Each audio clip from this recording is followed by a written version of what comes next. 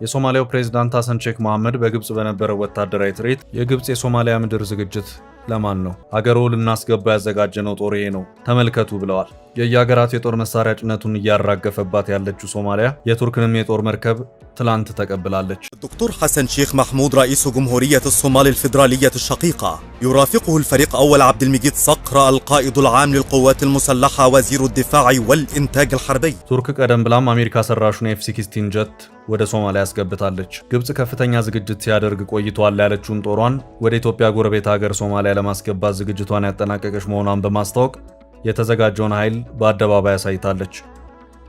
ይሄ ቅድመ ሶማሊያ የጦር ጉዞ የታየው ትርኢት የሶማሊያው ፕሬዝዳንት ሐሰን ሼክ መሐመድ በዚያው በግብጽ ተገኝተው እንዲከታተሉት የተደረገበት ሁኔታ ታይቷል። In a move that signals both strategy and show of force, Ankara has deployed US-made F-16 Viper fighter jets to Somalia. شهد الدكتور حسن شيخ محمود رئيس جمهورية الصومال الفيدرالية الشقيقة يرافقه الفريق أول عبد المجيد صقر القائد العام للقوات المسلحة وزير الدفاع والإنتاج الحربي اصطفاف القوات ይኸው ሶማሊያ ይገባል የተባለው ኃይል የግብጽን እግረኛ ጦር ብቻ ሳይሆን አየር ኃይሉንም ጭምር ያካተተ ነው። ሁኔታው ሲታይ በአፍሪካ ህብረት ስር በሶማሊያ የሰላም ማስከበር ተልዕኮ ከተሰማራው አፍሪካዊ ኃይል በላይ ዝግጅት የተደረገበት ይመስላል። በአፍሪካ ህብረት ጥላ ስር ሆነው በሶማሊያ ጦራቸውን ያዋጡት ሀገራት ኢትዮጵያ፣ ዩጋንዳ፣ ኬንያ፣ ብሩንዲና ጅቡቲ ናቸው። በጦር ብዛት ኡጋንዳ የመጀመሪያውን ደረጃ ትይዛለች፣ ኢትዮጵያ ትከተላለች። አሁን ሶማሊያን ማዕከል ባደረገ መልኩ የአፍሪካው ቀንድ ፖለቲካ ከፍተኛ ንረት ጫፍ ላይ ደርሷል። ከግብፁ ፕሬዝዳንት አብዱል ፈታህ አልሲሲ ጋር ካይሮ ላይ መከሩት የቱርኩ ፕሬዝዳንት ረሲብ ጠይብ ኤርዶጋን ወደ አዲስ አበባ ጉዞ አድርገው ከጠቅላይ ሚኒስትር አብይ አህመድ ጋር ሊመክሩ መሆኑን የቱርኩ አናዶሎ የዜና ወኪል አስታውቋል። በሌላ አቅጣጫ ግብጽ ሶማሊያ የማስገባውን ጦሬን ተመልከቱልኝ በማለት አሳይታለች። በአፍሪካው ቀንድ ተዋንያን በቱርክ፣ ግብጽ፣ በሳውዲና ኳታር እየተመከረባት ያለችው እስራኤል ለእናንተ ጆሮም የለኝ ያለች ይመስላል። ከሶማሌላንድ እውቅናዋ በኋላ በስራ ላይ ናት። ኔታንያሁ ዋሽንግተን ገብተው በኢራን ጉዳይ ከትራምፕ ጋር እየመከሩ ነው። Now the Israeli Prime Minister Benjamin Netanyahu is holding a meeting with President Donald Trump in the White House. Negotiations on Iran's nuclear program are high on the agenda. የአንድ ወቅት የኢትዮ ሶማሊያን ውጥረት ተከትሎ ጦሬን ወደ ሶማሊያ ምድር አስገባለሁ ያለችው ግብጽ በአፍሪካ ህብረት የወጣላት የጦር ብዛት ድልድል ከኢትዮጵያን እንደዚሁም ከኡጋንዳ የሚያነስ ሆኖ ይታያል። አሁን ያለው ሁኔታ ሲታይ ግን ግብጽ በአፍሪካ ህብረት ሰላም አስከባሪ ስም ከፍተኛ ትጥቅ ያለውን ሰራዊት በሶማሊያ ምድር ለማሰማራት በእንቅስቃሴ ላይ እንደምትገኝ አመላክታለች።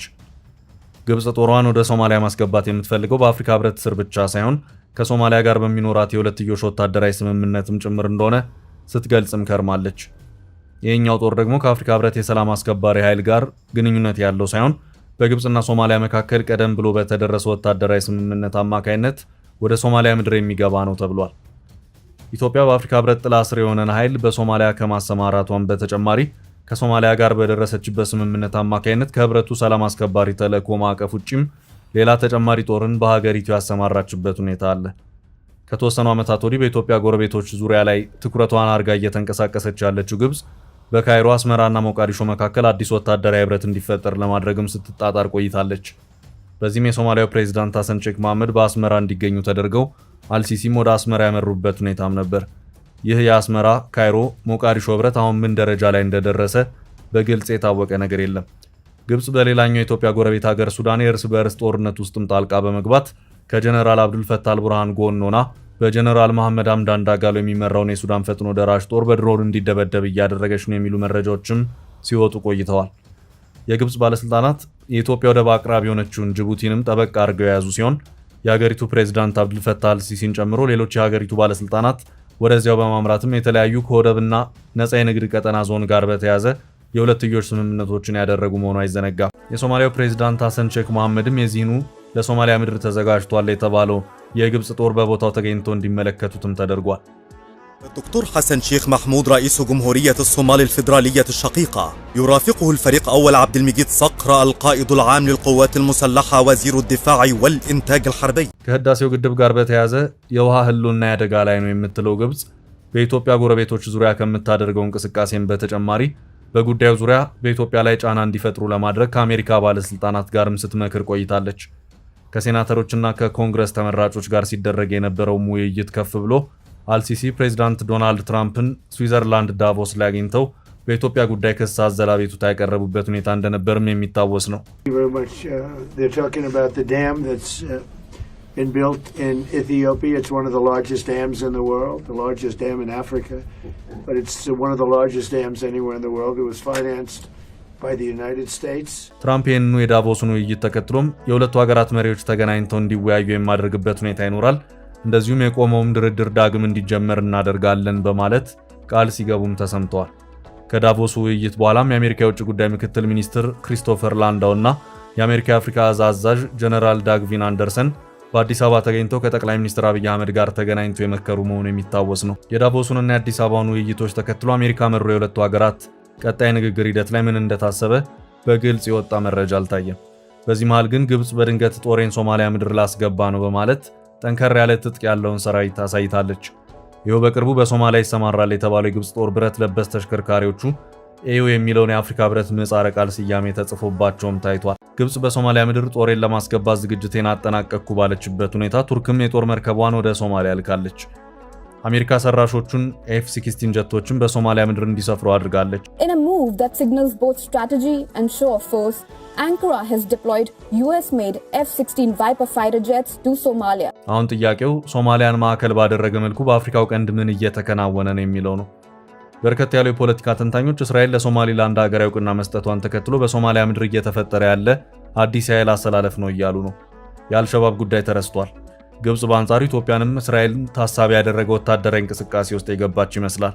ሶማሊያ እንደ ሀገር በፈረሰችባቸው በቀደሙት 2 እና 3 አስርት ዓመታት ግብጽ ሶማሊያን የተወደቅሽ ብላ የጠየቀችበት አንዳች አይነት የታሪክ አጋጣሚ አልታየም። በሶማሊያ መንግስት አልባነት ዓመታት አሁን ያለው መንግስት በእግሩ እንዲቆምና ሶማሊያም የሀገር መልክ እንዲኖራት ያደረጉት ኢትዮጵያና የምስራቅ አፍሪካ ሀገራት ናቸው።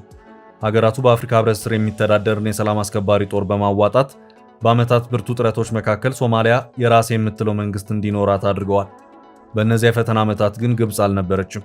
አሁን እንደውም ሶማሊያ በሁለት እግሮቿ እየቆመች ነው በሚል አዲሱን ተልዕኮ የተረከበውና የአፍሪካ የሽግግር ተልዕኮ የተባለው የሰላም አስከባሪ ኃይል ለመውጣት መንገድ እየጠረገ ነበር። ሰላም አስከባሪው ሙሉውን የጸጥታ ሁኔታ ቀስ በቀስ ለራሳቸው ለሶማሊያን ለማስረከብና ጠቅልሎ ለመውጣት ጫፍ ላይ በደረሰበት ሁኔታ ግን ግብጽ ጦሬን ላስገባ ነው በማለት ሾው ፎርስ አሳይታለች። ቀደም ሲል አሚሶም በሚል ይጠራ የነበረው የሶማሊያ ሰላም ማስከበር ተልዕኮ የአፍሪካ የሽግግር ተልዕኮ ተብሎ በአዲስ ስያሜና ተልዕኮ እንዲዋቀር የተደረገውም የሶማሊያን ሽግግር አቀላጥፎ ከሀገሪቱ ለመውጣት ነበር። ቀደም ብሎ አሚሶም ተብሎ ሲጠራ የነበረው የሶማሊያ አፍሪካ ህብረት ሰላም አስከባሪ ጦር የአፍሪካ የሽግግር ተልዕኮ የሚለው ስያሜ የተሰጠውም ሽግግሩን በማስመልከት ነው።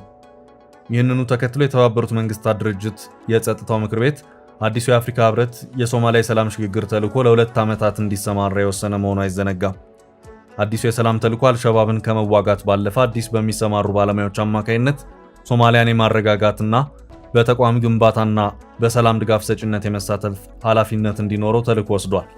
እናም ባጭሩ የሶማሊያ 2 አስርት ዓመታትን ያስቆጠረ የአፍሪካ ህብረት የሰላም ማስከበር ተልዕኮ እየተጠናቀቀ ነበር። ሲሰራም የነበረው በሂደት ሶማሊያ እየተረጋጋች ስትሄድ የሀገራቱ ሰላም አስከባሪዎች ቀስ በቀስ እየተቀነሱ ሶማሊያ የራሷን ጸጥታ በራሷ መንገድ ማስከበር ትችላለች የሚል እቅድ ተይዞ ነው።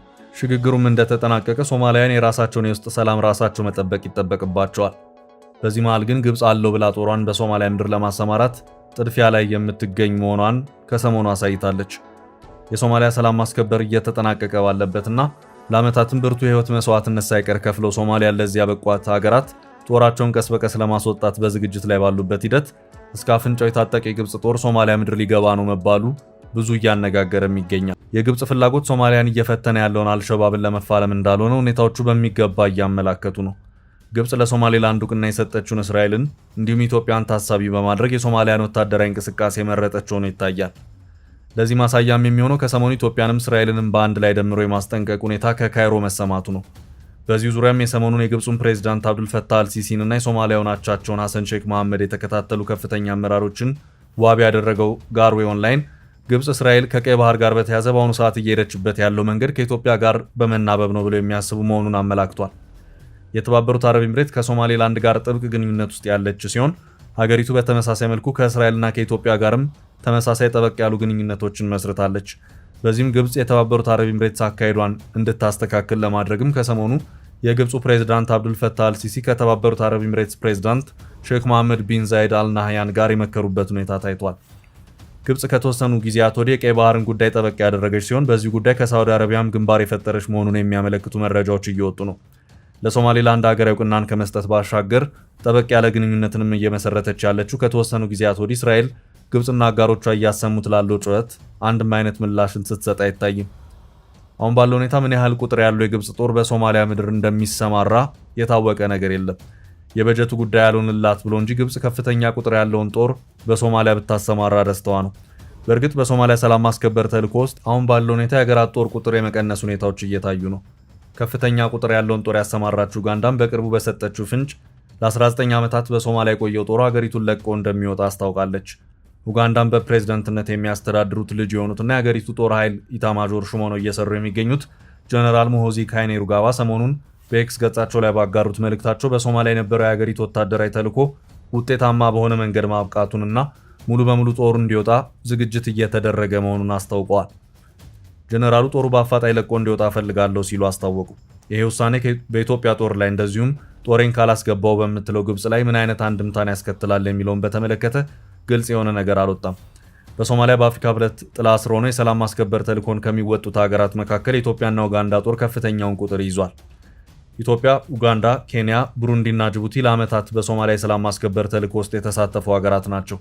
በዚህ ሂደት ውስጥ ደግሞ የግብጽ ጦር ወደ ሶማሊያ ሊገባ ነው አሁን ከሚታዩ የአፍሪካ ቀንድ የተወሳሰበ ፖለቲካ ጋር በተያያዘ ብዙ ጥያቄን የሚያስነሳው ነው። UK has deployed at least 3 of its American-made Lockheed Martin F-16 Viper fighter jets to Somalia.